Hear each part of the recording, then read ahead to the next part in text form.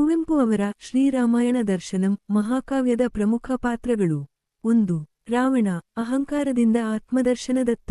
ಸಾಂಪ್ರದಾಯಿಕ ರಾಮಾಯಣಗಳಲ್ಲಿ ರಾವಣನನ್ನು ಕೇವಲ ಒಬ್ಬ ರಾಕ್ಷಸ ಅಥವಾ ವಿಲನ್ ಆಗಿ ನೋಡಿದರೆ, ಕುವೆಂಪು ಅವನನ್ನು ಒಬ್ಬ ಮಹಾಚೇತನ ವಾಗಿ ಚಿತ್ರಿಸುತ್ತಾರೆ. ಅಭಿಜಾತ ನಾಯಕತ್ವ.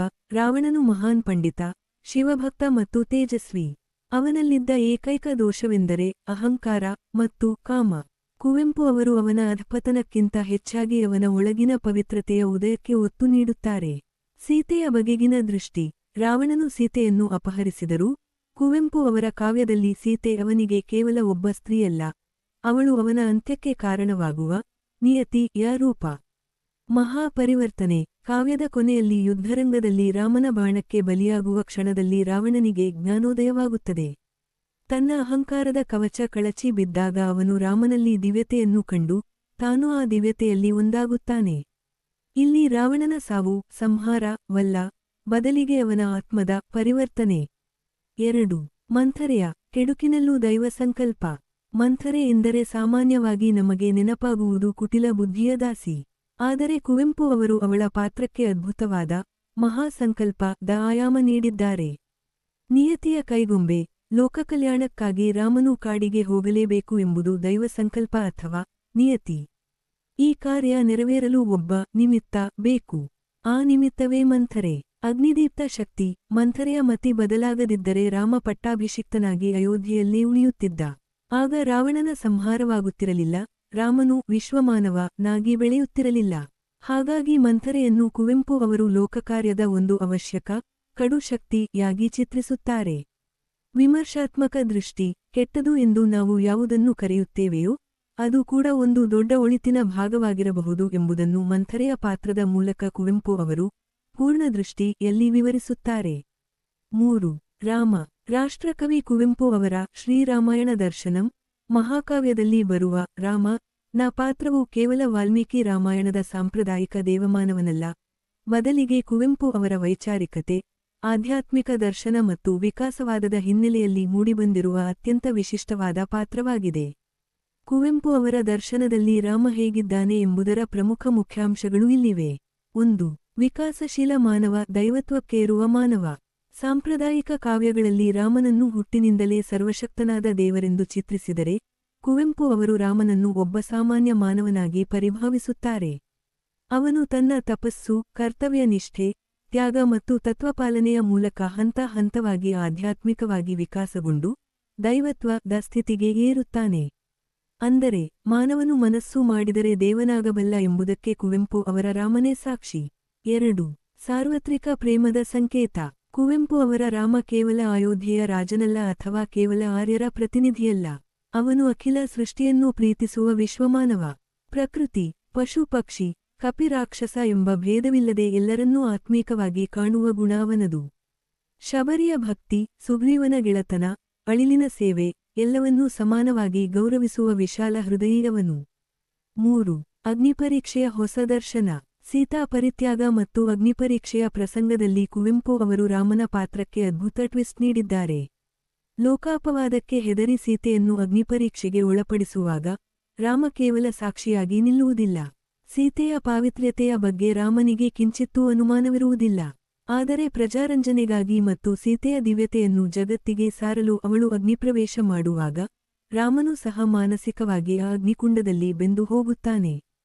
ಸೀತೆಯ ದುಃಖ ಕೇವಲ ಅವಳದ್ದಲ್ಲ, ಅದು ರಾಮನದ್ದೂ ಆಗಿರುತ್ತದೆ. 4.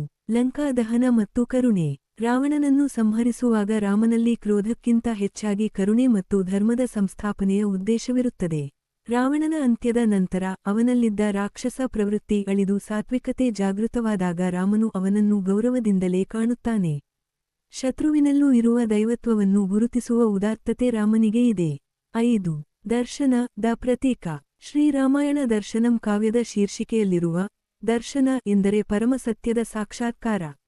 ಇಲ್ಲಿ ರಾಮನು ಅಧ್ಯಾತ್ಮದ ಅತ್ಯುನ್ನತ ಚೇತನವಾಗಿ ಮನುಷ್ಯನ ಅಹಂಕಾರವನ್ನು ಅಳಿಸಿ ಜಗತ್ತಿನಲ್ಲಿ ಶ್ರೀ, ಸೌಂದರ್ಯ, ಮಂಗಳ ಮತ್ತು ಕಲ್ಯಾಣವನ್ನು ತರಬಯಸುವ ದಿವ್ಯ ಶಕ್ತಿಯಾಗಿದ್ದಾನೆ.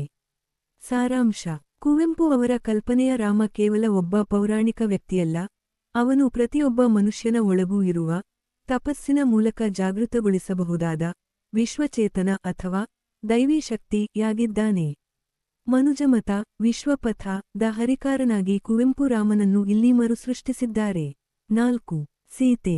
ಕುವೆಂಪು ಅವರ ಶ್ರೀರಾಮಾಯಣ ದರ್ಶನಂ ಮಹಾಕಾವ್ಯದಲ್ಲಿ ಬರುವ ಸೀತೆ ಯ ಪಾತ್ರವು ಸಾಂಪ್ರದಾಯಿಕ ರಾಮಾಯಣದ ಅಳುಬುರುಕ ಅಸಹಾಯಕ ಹೆಣ್ಣಿನ ಪಾತ್ರವಲ್ಲ.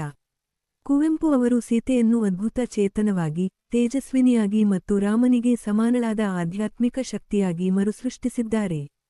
ಕುವೆಂಪು ಅವರ ದರ್ಶನದಲ್ಲಿ ಸೀತೆಯ ಪಾತ್ರದ ಪ್ರಮುಖ ಮುಖ್ಯಾಂಶಗಳು ಇಲ್ಲಿವೆ. 1. ತೇಜಸ್ವಿನಿ ಮತ್ತು ಸ್ವಾಭಿಮಾನಿ ಹೆಣ್ಣು.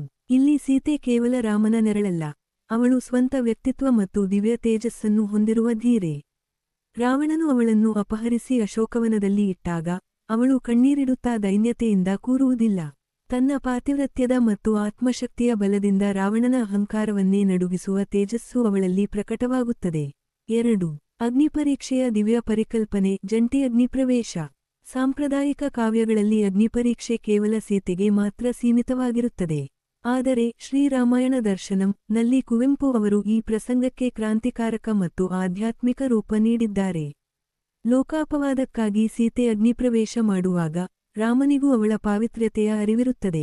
ಸೀತೆ ಭೌತಿಕವಾಗಿ ಅಗ್ನಿಯನ್ನು ಪ್ರವೇಶಿಸಿದರೆ ರಾಮನು ಮಾನಸಿಕವಾಗಿ ಆ ಅಗ್ನಿಯಲ್ಲಿ ಬೆಂದು ಹೋಗುತ್ತಾನೆ.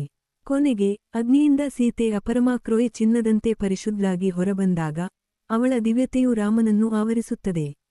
ಇಬ್ಬರೂ ಆಧ್ಯಾತ್ಮಿಕವಾಗಿ ಒಂದಾಗುತ್ತಾರೆ. ಇದು ಕೇವಲ ಸೀತೆಯ ಶುದ್ಧತೆಯ ಪರೀಕ್ಷೆಯಲ್ಲ, ಇಬ್ಬರ ಪ್ರೇಮದ ಮತ್ತು ಆತ್ಮದ ಉದಾತ್ತೀಕರಣ.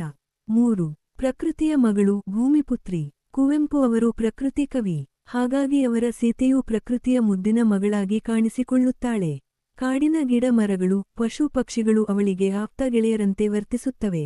ಅಶೋಕವನದಲ್ಲಿ ಬಂಧಿಯಾಗಿದ್ದಾಗಲೂ ಅವಳಿಗೆ ಪ್ರಕೃತಿಯೇ ಸಾಂತ್ವನ ನೀಡುತ್ತದೆ.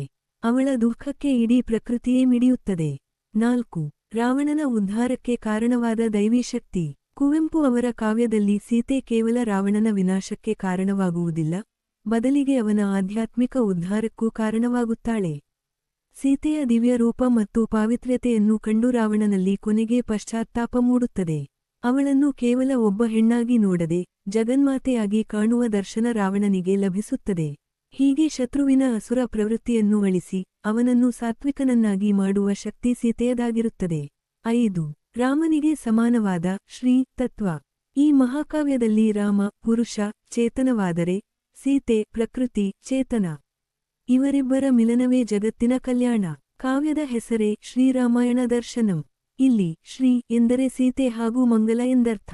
ರಾಮನ ವಿಕಾಸದ ಹಾದಿಯಲ್ಲಿ ಸೀತೆಯ ತ್ಯಾಗ ಮತ್ತು ಕಷ್ಟಗಳೇ ಪ್ರೇರಣೆಯಾಗಿ ನಿಲ್ಲುತ್ತವೆ. ಸಾರಾಂಶ. ಕುವೆಂಪು ಅವರ ಕಲ್ಪನೆಯ ಸೀತೆ ದೈನ್ಯತೆಯ ಸಂಕೇತವಲ್ಲ, ಅವಳು ಆತ್ಮಬಲ, ಸಹನೆ ಮತ್ತು ದಿವ್ಯ ಪ್ರೇಮದ ಅದ್ಭುತ ಶಕ್ತಿ. ಹೆಣ್ಣಿನ ಘನತೆ ಮತ್ತು ಸ್ವಾಭಿಮಾನವನ್ನು ಜಗತ್ತಿಗೆ ಸಾರುವ ಅತ್ಯುನ್ನತ ಆದರ್ಶ ಪಾತ್ರವಾಗಿ ಕುವೆಂಪು ಸೀತೆಯನ್ನು ಚಿತ್ರಿಸಿದ್ದಾರೆ.